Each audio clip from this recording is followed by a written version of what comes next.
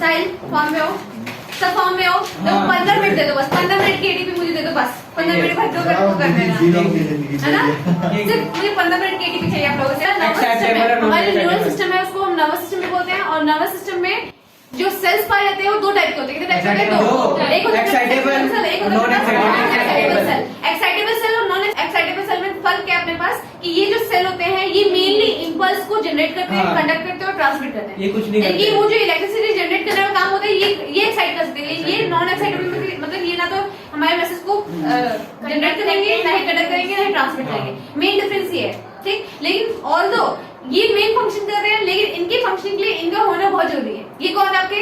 Non excitable cell. इसलिए हमारी body में पूरे नर्वस सिस्टम में मैक्सिमम मात्रा में न्यूरोग्लियल सेल्स 50% से ज्यादा सेल्स अपने कौन से हैं? Neuroglial sales. आई बात समझ? और 50% से कम हमारे पास न्यूरॉन्स जो कि हमारे नर्वस सिस्टम को मेंटेन कर मतलब काम कर रहे थे, यानी मैसेज को ट्रांसफर करने का काम कर रहे थे। याद रहेगा जिसमें से कल हमने सिर्फ नॉन एक्साइटेबल सेल पढ़ा था। क्या पढ़ा था? Non excitable cell. आयुष क्या पढ़ा था कल हमने? टाइप के होते हैं नॉन एक्साइटेबल सेल्स। इसमें हमारे पास कितने टाइप के सेल्स थे? कौन कौन से सेल्स थे?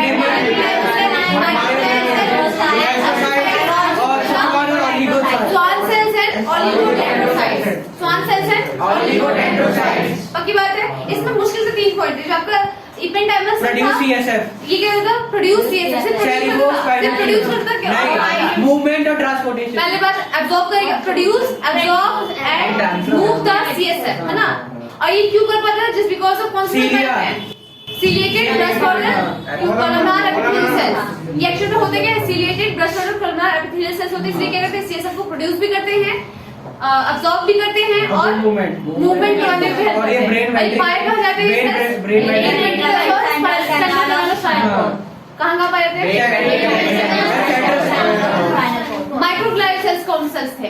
डिफेंसिव सेल है तो ये डब्ल्यूबीसी ये न्यूरल सिस्टम के काम करते हैं। कौन कौन से? मोनोसाइट्स है, मैक्रोफेजेस, पैगोसाइटिक याद रहेगा। और इनकी ओरिजिन कौन सी थी? Mesoderm. Only cell which arise from mesoderm, otherwise whole cells from ectoderm. याद रहेगा। उसके बाद लास्ट तीसरा सेल क्या था? Astrocytes means star shaped cells. कौन से? Star shaped cells. ये करते क्या है? ट्रिपल बी बना रही है, healing and repairing of neurons. Healing and repairing of neurons.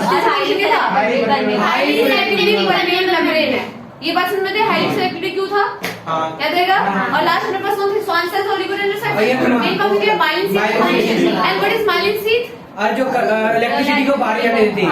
Lipid rich layer found over the neurons, उसको हम क्या बोलते हैं? Myelin sheath. माइलिन शीथ का प्रोडक्शन कौन करता है? स्वान सेल्स और ओलिगोडेंड्रोसाइट्स। लेकिन फर्क क्या है कि जो स्वान सेल्स है सेंट्रल पीएनएस। हां पीएनएस। और स्वान सेल्स माइलिन शीथ कौन से न्यूरॉन्स को बनाते हैं? जो पीएनएस में पाए जाते हैं। और सीएनएस में पाए जाते हैं न्यूरॉन्स के ऊपर ओलिगोडेंड्रोसाइट्स। ये पढ़ लिया था।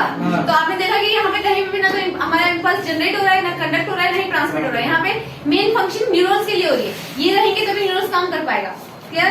तो इन सारे को मिलाकर क्या बोलते हैं? न्यूरोग्लियल सेल्स बोलते हैं। बोलते हैं न्यूरोग्लियल सेल्स। ये सारे कौन है? Neuroglial sales. याद रहेगा। कुछ बच्चे से न्यूरोगिलिया भी बोलते हैं, न्यूरोगिलिया, ठीक? तो भूलना नहीं।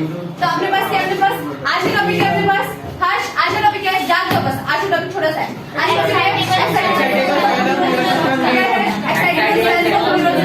दूसरा सेल पर हम लोग अपने सिस्टम का। तो एक्साइटेबल सेल का मतलब क्या है? न्यूरॉन्स। कौन से? न्यूरॉन्स। यानी कि हमारे नर्वस सिस्टम में जो एक्साइटेबल सेल्स है वो सिर्फ कोई और नहीं, सिर्फ हमारे न्यूरॉन्स हैं, जिनको हम नर्व सेल भी बोलते हैं। क्या बोलते हैं? नर्व सेल या फिर न्यूरॉन्स। और ये होते क्या है? They are the structural and functional unit of they are the structural and functional unit of nervous system. Clear है ये बात?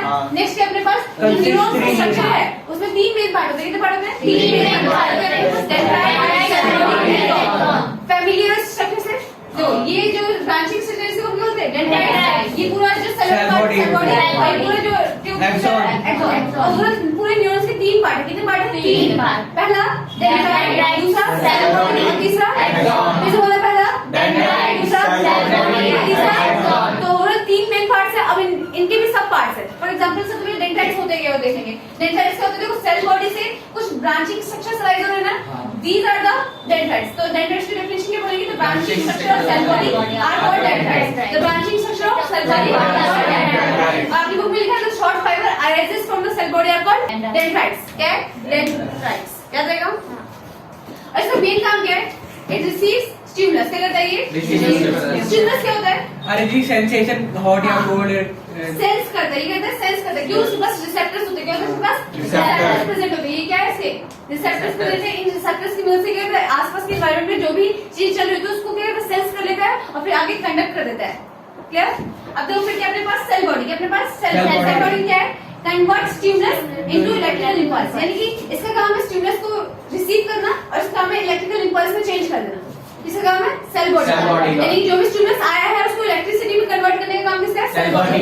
और सेल बॉडी में याद रखो सेल बॉडी टिपिकल सेल की तरह होता है, उसमें बाकी सारी चीजें जैसे नॉर्मल सेल में होती है ना, सेल ऑर्गेनेल्स वगैरह वही सारी चीजें पाई जाती है। अब यहाँ पे दो चीजें बता देती हूँ मैं। देखो नॉर्मल सेल है, जितनी भी सेल में चीजें पाई जाती है सेल ऑर्गेनेल तौर पे वो सारी चीजें पाई जाएंगी, तो नॉर्मल चीजें होगी। जो एक्स्ट्रा चीजें पाई जाती है वो कौन कौन सी? एक तो न्यूरोफिब्रिल्स है। कौन है? न्यूरोफिब्रिल्स। आपने कभी साइटोफिब्रिल्स सुन रखा हो, साइटोस्केलेटन सुन रखा होगा सेल में।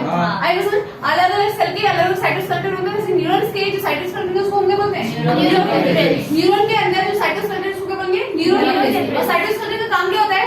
पूरे सेल को रिजिडिटी प्रोवाइड करना, है ना? स्ट्रक्चर प्रोवाइड करना, स्ट्रक्चर प्रोवाइड करना, उसकी शेप को मेंटेन रखना।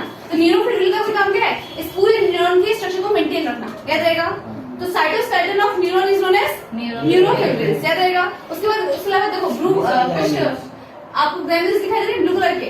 इन ब्लू कलर के ग्रैन्यूल्स को बोलते हैं निजल्स ग्रैन्यूल। क्या बोलते हैं? Nissl's granule. Nissl's was the name of scientist, जिसने ढूंढा था उसका नाम है निजल्स ग्रैन्यूल। और निजल्स ग्रैन्यूल्स होते क्या है? हमारे नर्वस सिस्टम में देखो है तो ये सेल, इसके पास राइबोसोम भी होंगे और एंडोप्लाज्मिक रेटिकुलम वगैरह भी होंगे। तो एक्चुअल में निजल्स ग्रैन्यूल कुछ और नहीं, वो राइबोसोम और ईआर का कॉम्बिनेशन ही है। क्या है? राइबोसोम और ईआर का कॉम्बिनेशन। याद रहेगा? यानी कि इसको मैं प्रोटीन मेकिंग फैक्ट्री भी बोल सकती हूँ क्या? प्रोटीन। एक बहुत फेमस क्वेश्चन आता है कि न्यूरॉन्स में प्रोटीन फॉर्मेशन के लिए कौन रिस्पांसिबल होता है? निजल्स ग्रैन्यूल्स। कौन? निजल्स ग्रैन्यूल। और निजल्स ग्रैन्यूल के अंदर कौन से दो सिस्टम आते हैं? राइबोसोम और ईआर। ठीक। और दूसरी इसकी लोकेशन पूछते हैं कि निजल्स ग्रैन्यूल कहाँ कहाँ पाए? पूरे एक्सॉन में पाए जाते हैं, पूरे न्यूरॉन में पाए जाते हैं, या फिर कहाँ कहाँ? Cell body. एक तो सेल बॉडी में पाएगा और डेंड्राइट्स, और दूसरा डेंड्राइट्स में। कहाँ पाएगा? डेंड्राइट्स। भूलना नहीं है, यानी कि जो निजल्स ग्रैन्यूल की लोकेशन है बस यही तक है, इसके आगे निजल्स ग्रैन्यूल्स एब्सेंट होते हैं। तो ये भी पूछ रहा है कि न्यूरॉन्स में निजल्स ग्रैन्यूल्स कहाँ एब्सेंट होते हैं? तो एक्सॉन में एब्सेंट होते हैं, बाकी सेल बॉडी और डेंड्राइट्स में पाए जाते हैं। डेंड्राइट्स में भी पाए जाते हैं, आपको बुक में स्पेशली लिखी गई है।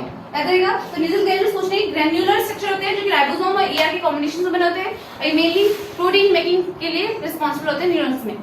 और ये पाए कहाँ जाते हैं? Cell body and dendrites only, यानी कि कहाँ एब्सेंट होते हैं? एक्सॉन में। याद रहेगा? अब देखो यहाँ से लेके यहाँ तक जो ट्यूब है उसको क्या बोलेंगे?